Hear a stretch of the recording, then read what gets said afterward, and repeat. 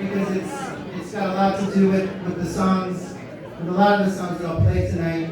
All of the songs that I recorded over the pandemic that became a record called Strawberry Mansion. And it's kind of strange and at times comforting and other times terrifying to talk to a bunch of sexy shadows about such things, but it's real shit.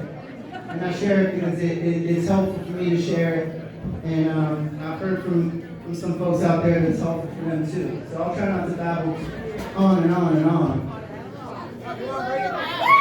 but I probably will.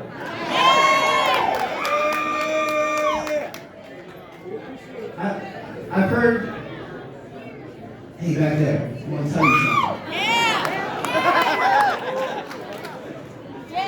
I've heard lately a lot of folks, when we're all talking with each other, people say, man, I can't wait until things get back to normal. I hope we're getting back to normal. And depending on my mood, sometimes I smile and I shake my head. And other times I just think I don't know what the fuck you're talking about. What's normal? That is true. What is normal? I do not know. But in the years that I've been alive, life is always it's an endlessly beautiful journey, and it's endlessly terrifying. And at least maybe you're like me, maybe you're not. I don't know. If you ain't, we should talk afterward and so much shit. But I don't need, I live in Nashville. We had a big tornado right before the pandemic hit, and then the pandemic hit. And then there's all this, social and political unrest. And a fellow such as myself, I ain't too proud to admit, I don't even need all that to feel like I'm going out of my damn mind. I have been very successful, feeling like I'm going to lose my damn mind when things are normal. And I guess things were normal before all that stuff happened, and I was, bless your sweetheart. I was struggling, brothers and sisters. And I started to resort to some dance moves that I used to resort to.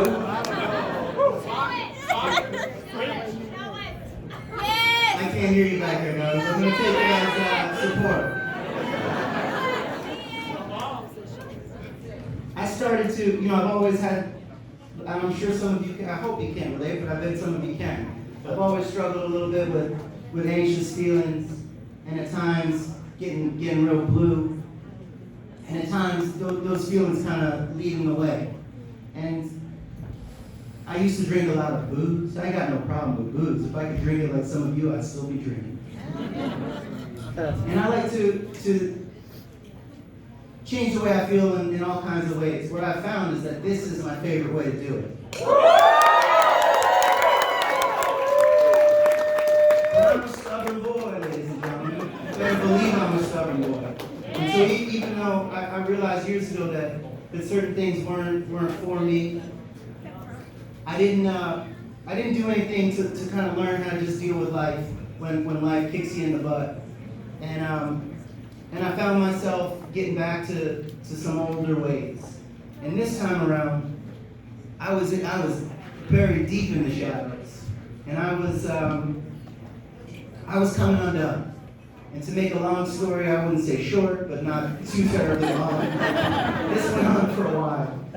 And I was out in California, and I was trying to finish a record. I couldn't finish it. I went out there, I thought to myself, maybe I'll meet a beautiful yoga mama, and I'll start drinking green juice, and I'll get healthy. That didn't happen. And what I wound up doing, because I've been out in Nashville, Tennessee for the last 10 years or so, and I decided I was gonna pack up my stuff and I was gonna go back home to Nashville. And I did that. And what I found when I got off the plane was it was just me getting off the plane. And all my shit was still right there with me. And that was a bummer, because I was really hoping that plane ride was gonna cure me. Hell of a plane. Shit right there. You got all your shit right there. We all do, brother. We all do. And I did what I hadn't done the first time around, and I made a couple of phone calls. And I called my mom, who I love, and I called my manager, and I called some real close friends, and I said, y'all, I need some damn help. And they said, yes, you do. I thought I'd be fooling people, but it turns out it wasn't. Never fool your mother. So I went and I unlearned some dance moves, and I thought when I unlearned those dance moves that perhaps I was cured this time. Well, when I got home, I realized I still wasn't fucking cured. And somebody suggested to me that life might be something that you gotta work at every day if you want to truly live it. And I thought, well, that sounds nice on a bumper sticker, but I don't want to do the fucking work. It was suggested to me that I try to do the work. And it was suggested to me by my best friend in the world. He said, this time, man, why don't you just try to listen to some people that you respect? And just do it a little differently, or a lot differently than you did it before. And I thought, okay, I guess I'll give it a shot. And then I was told, and this one was tough. He said, man, we suggest that you pay some money, go sit on a couch, talk about your feelings. And I thought to myself, I didn't sign up for this bullshit. But then I remembered Brother Mike, and I remembered what he told me, and so I said, all right, sign me up. And there I went. And I was sitting in the waiting room, my friends. Uh-oh. Yeah, I was sitting there, and I was waiting, as one does in a waiting room. And all of a sudden I heard this voice, and I was nervous, I had my head down, I was still feeling pretty strange. And I looked up and I saw what appeared to me to be one of the most beautiful women that I had seen in the state of Tennessee. And she said, I am your therapist. And I thought, no. Now, I try to be a gentleman, ladies and gentlemen, but I'll admit, I've seen some movies in my life with certain themes. So I quieted my imagination down and I said, yo, this is not why you're here. And I knew for sure this is not why she was there. So I went back and we started talking and I found it felt good. Yes. And she said now, because I was talking to her about these panic attack episodes that I was having. And she would sit and listen and she said, when you're feeling like that, do you ever just pick up your guitar or go sit down at the piano and just play some music? And I said, well, I do when I'm feeling good, when I'm feeling bad, when I'm feeling in between, but when it gets like that, when it feels like it's turning into this like physical, like I'm being eaten alive, I don't know what to do with myself, and everything looks real strange and feels real strange. And she said, okay, well, here's a little homework. I thought, oh my God, I've been spending my whole life avoiding that kind of sentence. She said, the next time you're feeling that way, why don't you pick up your guitar? And when you do it this time, just play some chords, play some notes, just to hear the music. And don't worry if it's good enough, even for the Visualite in Charlotte, North Carolina. She suggested that I do it without any intention, without any expectation of a tangible result. And I started thinking, well, that's how I used to do it when I was a kid. And then I started thinking, man, when we're kids, we're all singers and dancers and drawers and painters and beautiful wild freaks. And then something happens along the way. And so I thought to myself, okay, well, when I go home, I'm just going to try to do it like when I was a kid again. And this song started coming to me. And halfway through, I started thinking, oh man, I don't know if it's good enough. I don't know if it's good enough for the Visualite in Charlotte. I don't know, these sort of negative thoughts. And I just got my cat, Mr. Beautiful, and he was sitting there beside me.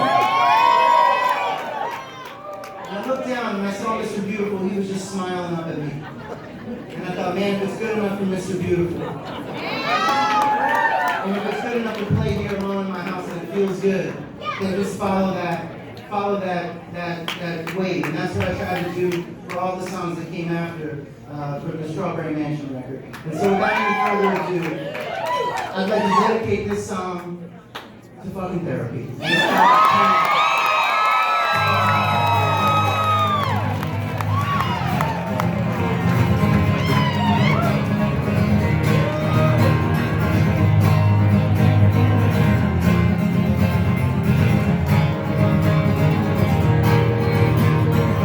I've called a healthcare professional, wanna speak to someone confidentially. Don't know just how I'm feeling, but I'm feeling feelings exponentially. Homeboy started asking questions, said man, I was hoping for advice.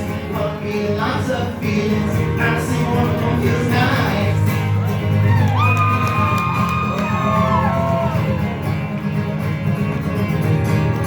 And she said, do you ever think about dying? Said no, but sometimes I lie. And do you wanna live? Said yes, but I feel like shit. On a scale of 1 to 10, you feel anxious. On a scale of 1 to 10, you feel scared. Said I'm feeling lots of feelings. For some reason I cut my hair.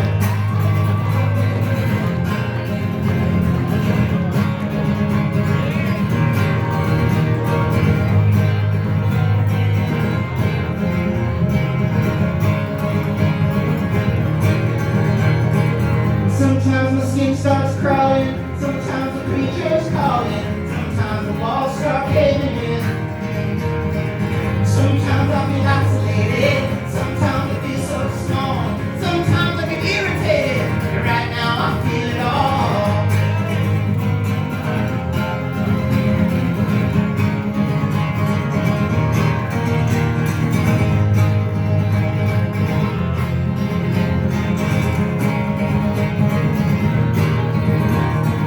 She spoke and I tried to listen.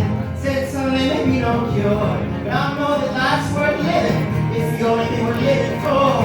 To my friends in the same position, I wish there was a cure. But I swear that life's worth living. It's the only thing we're living for.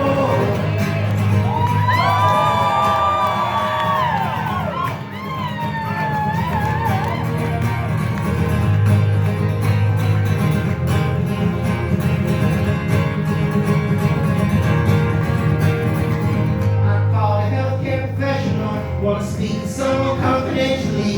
Don't know just how I'm feeling, but I'm feeling feelings exponentially.